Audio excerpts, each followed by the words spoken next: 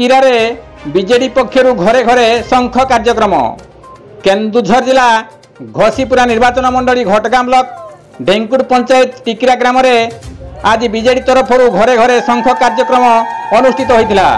एथिरे घटगां block BJD सभापति दोलगोविंद Behera, BJD युवनेता Krishnachandra बारिक, विजय पाल, विजय कुमार साहू, निर्मल महातो, बनमाली नायक, पंकज बेहेरा, सुमंत नायक, आशीष कुमार मंडल, वीरवर सेठी, अभिमन्यु पोलई प्रमुख सह शताधिक बीजेडी कर्मी ग्राम परिक्रमा करने सहित घरे घरे शंख पोस्टर मारी बीजेडी को भोट देवा निवेदन करते।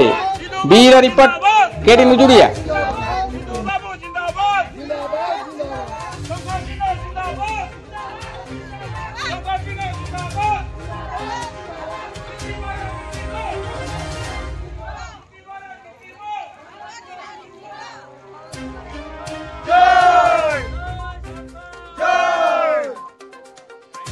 जीती रे जीती वो, जीती रे जीती वो, जीती रे जीती वो।